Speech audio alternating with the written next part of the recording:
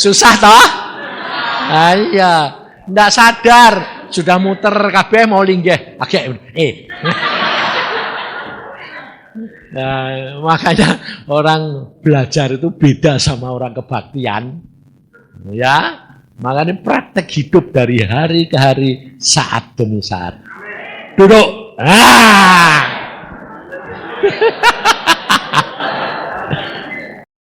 Ayo buka firman Tuhan. Ini hari ini belajar itu ya. Belajar tentang Daud itu tadi. Kalau kemarin kan Daud dipanggil. Semua datang semua toh? Tadi sore. Sekarang sudah dipanggil. Lalu di masa-masa kejadian itu, masa-masa itu apa yang dilakukan oleh Daud? Bab sudah dipanggil, lalu pada saat itu sudah diurapi. Lalu di saat itu dikatakan firman Tuhan sudah dilantik, ya toh? Di dalam kitab apa? 1 Samuel 16 ayat 13. Samuel mengambil tabung tanduk yang berisi minyak itu dan mengurapi Daud di tengah-tengah saudara-saudara. Perhatikan ini. Sejak hari itu dan seterusnya berkuasalah roh Tuhan atas Daud. Lalu berangkatlah Samuel menuju Rama. Nah, kalau saudara perhatikan Daud sama Saul, ini firmannya hampir sama, tapi tidak sama. Di sini dikatakan, sejak hari itu, dan ada buat Daud, itu ada sambungannya. Buat Saul tidak ada. Cuma sejak hari itu, hatinya dirubah Tuhan. Tapi kalau Daud, sejak itu dan seterusnya berkuasalah roh Allah atas Daud. Nah, jadi bedanya Daud sama Saul, kalau Daud hari itu pelantikan dan seterusnya. Jadi tidak berhenti. Nah, kalau Saul hari itu hatinya dirubah Tuhan. Sama toh? Tapi belakangan yang Daud dan seterusnya. Jadi berkesinambungan. Buat Saul ternyata tidak bisa sampai akhir. Jadi kita itu kerap kali dapat firman Tuhan itu tidak bisa kita ngerti.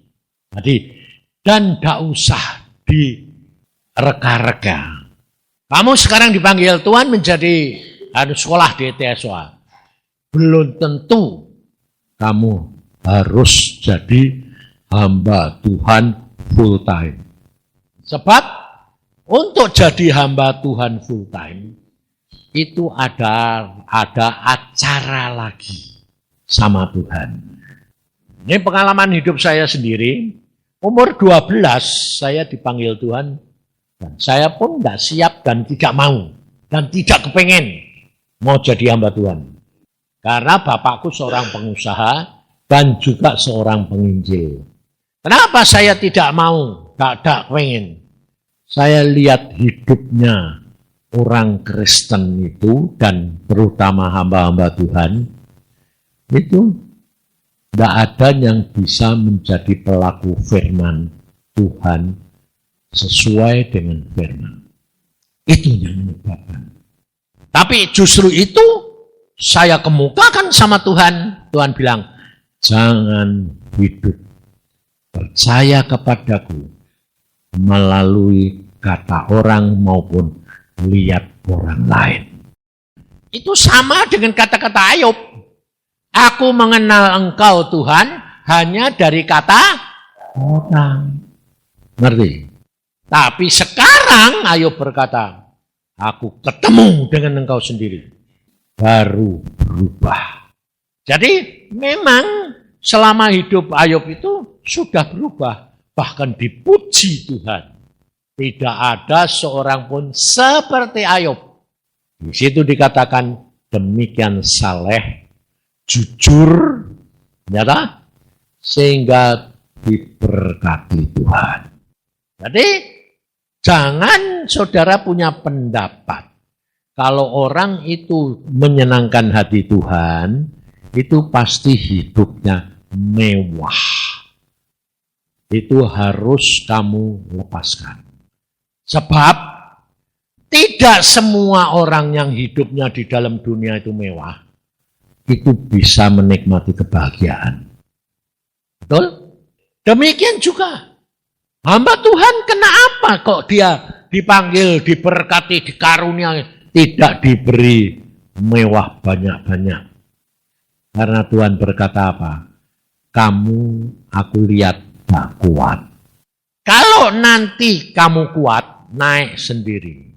Ini saya alami. Tuhan janji, jadilah hambaku, baca Alkitab, alami, maka kamu akan hidup berbahagia. Karena apa? Kamu akan mendapatkan surga dan dunia. Nah, zaman dulu, hamba-hamba Tuhan itu punya persepsi. Persepsinya apa? Tahu persepsi ya? Yang nggak tahu ngomong, angkat tangan daripada gengsi. Mosok persepsi kok nggak ngerti. Aku ya nggak ngerti dulu nih. Sekarang ngerti setelah ngalami. Pendapat bahwa jadi hamba Tuhan itu nggak boleh mewah-mewahan. Makanya saya tidak mau jadi hamba Tuhan. Karena saya dari kecil hidup menderita, lalu bapakku jadi kaya, terus saya dipanggil Tuhan jadi hamba Tuhan. Aku ya enggak mau. Saya bilang, enggak. Jadi hamba Tuhan enggak enak. Saya bilang ke Tuhan ya, enggak enak. Tuhan bilang, jangan lihat orang lain. Kenapa kamu enggak mau? Itu lihat tuh hamba-hambamu. Kakekku, bapakku, semua menderita. Buat apa? Aku bilang. Sebab memang zaman saya, tahun 40-an, tidak ada hamba Tuhan kaya itu, tidak ada. Hamba Tuhan punya pesawat kayak Maurice Singulu, punya pesawat dewek, tidak ada. Aneh enggak? Kenapa kok gitu? Karena zaman-zaman itu, zaman perintis. Jadi perintis itu tidak ada. Indonesia zaman merintis kemerdekaan, tidak ada orang pejabat kaya. Ya dah. Tapi sekarang banyak. Karena apa? Zaman akhir. Jadi kayak orang itu dicurahkan. Alkitab berkata, hujan akhir. Dikata hujan akhir itu kan lebat. Nah, itu sama. Nah, kamu ini berbahagia. Karena apa? Masuk hujan akhir. Ngerti enggak? Tapi, apakah hujan akhir itu kamu mampu menerima dan menampung dan memanfaatkan? Kalau kamu tidak mampu, jadi banjir, malah petaka. Nah, maka dari itu, kamu harus punya image pendapat. Apa yang diberi Tuhan sekarang, ngucap syukur. Biarpun sekarang ini kamu sedang pas-pasan, ngucap syukur. Kamu sedang diberkati, ngucap syukur. Karena apa? Sedang mengalami proses perjalanan untuk mencapai garis akhir. Nah, garis akhir tidak semua orang sama.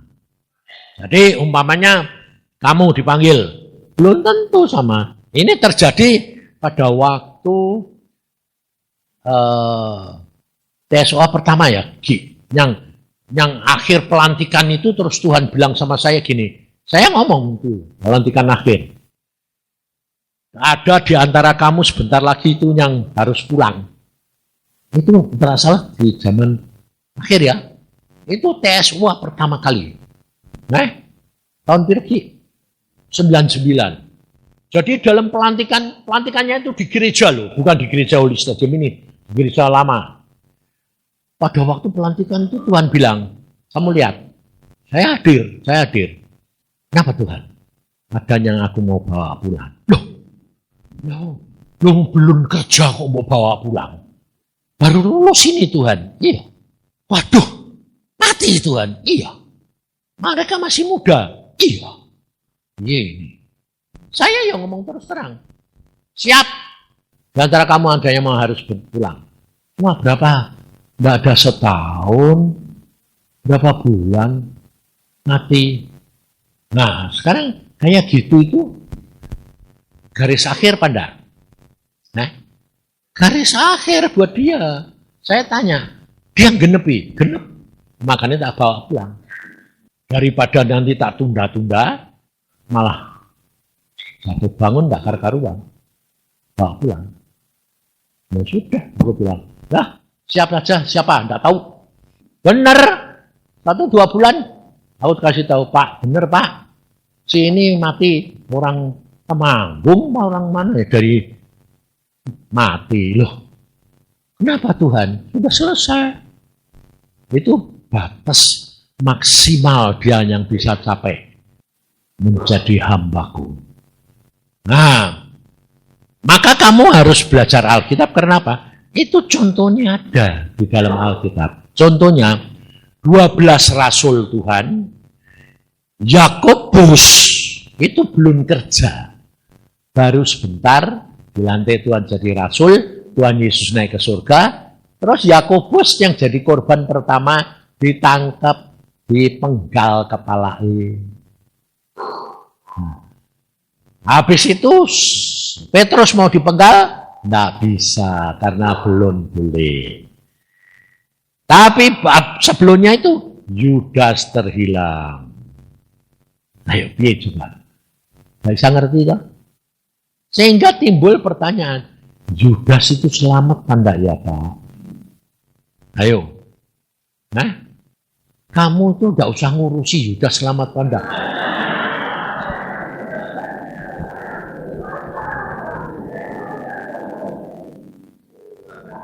Itu apamu?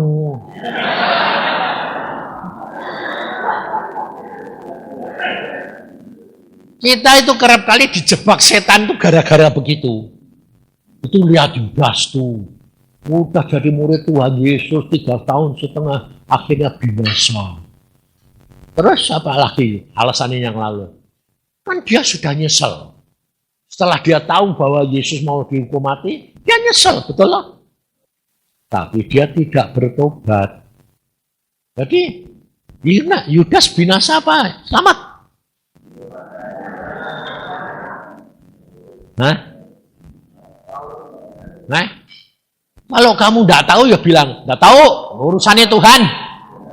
Nah, selamat ya ben, enggak ya enggak, biarin. Kalau kamu tahu baru kamu jawab, gitu. Jangan sok pintar.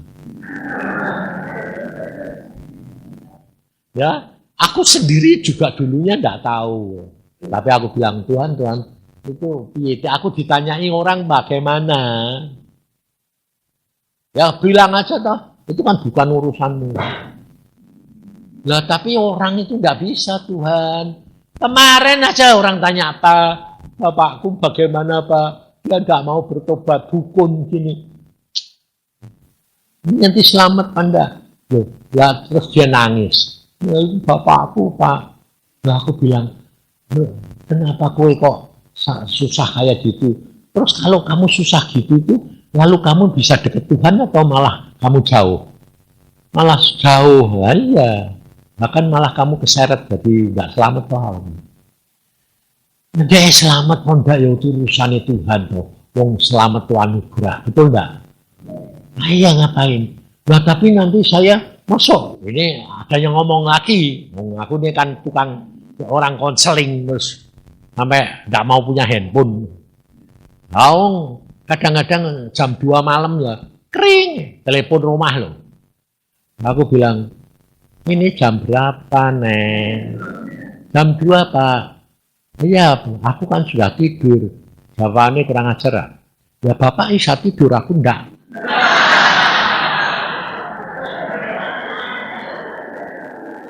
Oh jadi kowe ndak bisa tidur terus telepon aku? Iya. Kurang ajar lah. Maksudnya saya kan jadi jengkel ya toh. Manusia ini bukan dewa, bukan Tuhan. Marah kamu nggak tahu diri. Apa kamu kira saya ini pengangguran pendek? Apa yang nggak boleh tidur?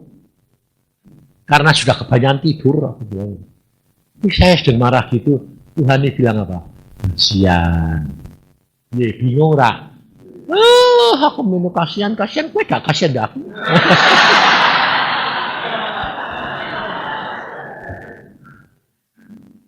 Aku tuh kalau sama Tuhan ya begitu itu.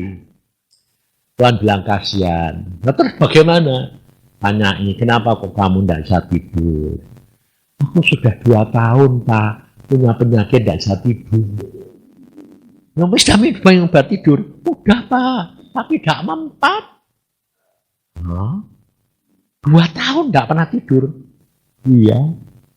Nah terus piye Tuhan? Sana langsung baca Alkitab. Apa hubungannya baca Alkitab beda bisa tidur? Betul tak? Dan ternyata itu Alkitab itu obat tidur nomor 1. Ayo, betul lah? Nah, sing nganggo paling banter itu pasti ngalamin. Karena apa? Kayak baca Alkitab musuh matanya jadi sipit. Mau, tapi tidak mampu. Ya dah? Itu benar. Aku yang ngalami dewek. Tapi buat saya, lama-lama jadi Alkitab ini kesukaan.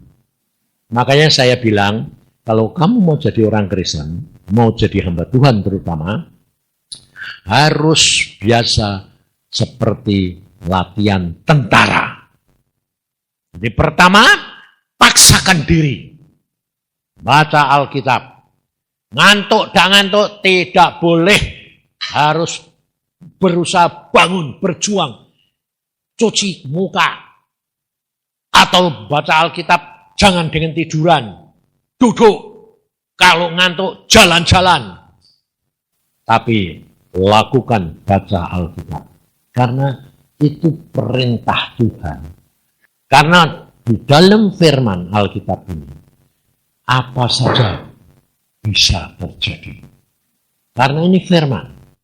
Dan di dalam Yohanes dikatakan, firmanku yang membersihkan kamu. Firmanku yang membuat kamu hidup. Jadi ini nomor 1. Makan firman. Tiap hari kau akan kuat. Nah, ini orang baca Alkitab. Dia bilang apa? Sudah, Pak. Bayangin, kalau sudah bilang sudah, lalu saya ngomong apa lagi? Saya orang nggak mau mikir. Kalau itu tak pikirin, sudah baca Tuhan. Nah, aku bilang, Tuhan sudah baca katanya. Ya baca, tapi bacai kan potong sana, potong sini, ceplok sana, sini. Yang dibaca yang seneng, yang apa tuh Amsal, Mazmur. Oh ya. Kamu baca apa? Baca Amsal, baca Mazmur, Perjanjian Baru. Nah itu salahnya. Kenapa Pak? Baca itu dari Perjanjian Lama juga, dari Kejadian. Nanti kalau kamu baca sampai ke Imamat tuh, bilangan anak ini bin, ini. Pasti ngantuk. Betul?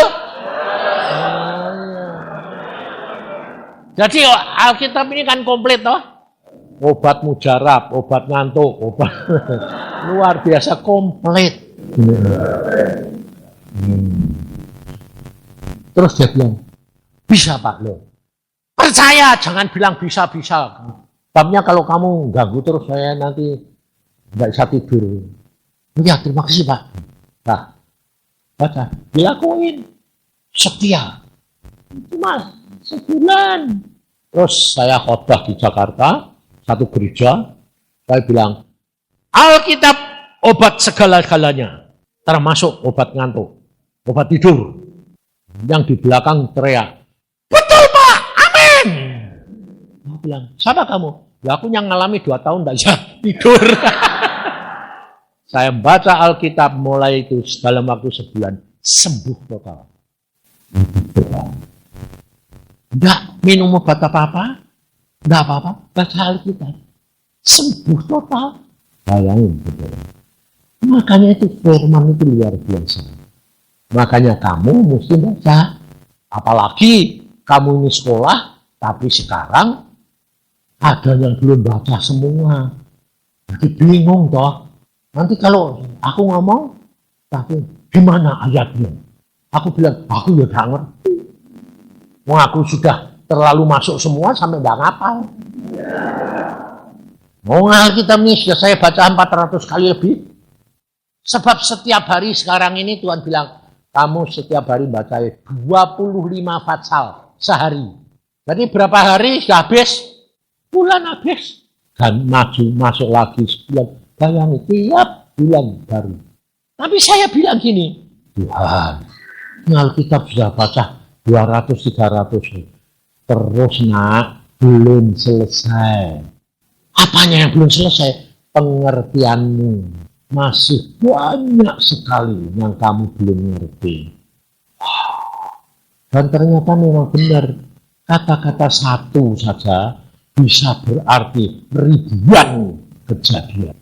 Itu firman. Memang luar biasa. Kekal. Maka dari itu kamu mesti baca Alkitab. Itu menjadi pertama, paksakan baca Alkitab. Paksa. Nanti kalau kamu sudah paksa, lalu kamu lakukan tiap hari gitu, satu saat tak jadi kebutuhan kamu dan menjadi kebiasaan. Bab kalau tidak baca jadi tidak enak. Contohnya gini, kamu waktu kecil orang anak-anak ini suruh sikat gigi mau enggak? Ada yang mau enggak? Dipaksa toh? Mama bilang, sikat gigi, diajari. Gini caranya, ini. Nah, kadang-kadang sampai anak-anak kalau disuruh sikat gigi nangis-nangis. Tapi harus. Tapi nanti kalau kamu sudah kebiasaan, sudah gede. Sekarang ini kamu disuruh sikat gigi mau enggak? Enggak mau dah. Malah kepengen sikat gigi dah. Nah, itu. Jadi paksa. Kemudian nanti sampai menjadi kebiasaan. Harus terus meningkat menjadi kesukaan. Itu yang menyebabkan hati Tuhan senang. Karena kalau kamu suka akan firman, itu berarti kamu suka Yesus. Kamu cinta dia. Jadi kamu nyanyi, aku cinta Yesus, tapi kalau baca Alkitab, itu kayak orang, kamu mau pacaran, asal ketemu pacare, ngantuk.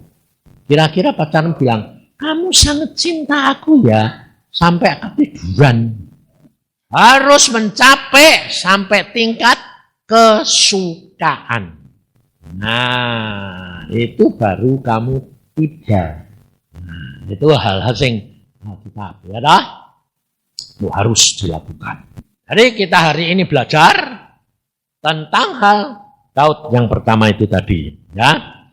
Kemudian selama itu, jadi Daud sudah diurapi, sampai Daud menjadi raja, yang sungguh-sungguh raja, itu tidak hanya diurapi sekali. Nanti kalau kamu baca Alkitab, kamu tahu, Saul pun ditetapkan Tuhan jadi raja, sudah, terus jadi raja, Samuel berkata, mari kita pergi ke Gilgal, lalu mempersembahkan korban, lalu apa?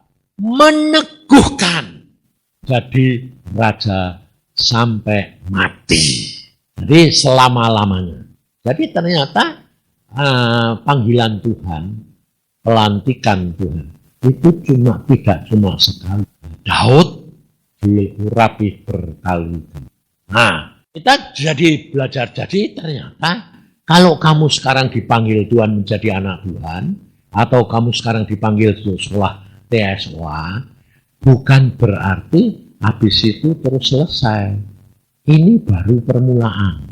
Nah, jadi kalau sudah permulaan gini kita masuk, terus apa Pak yang harus dilakukan? Saya bilang, Wes gak usah tanya-tanya apa yang lakukan. Gliding wae. Jalani saja.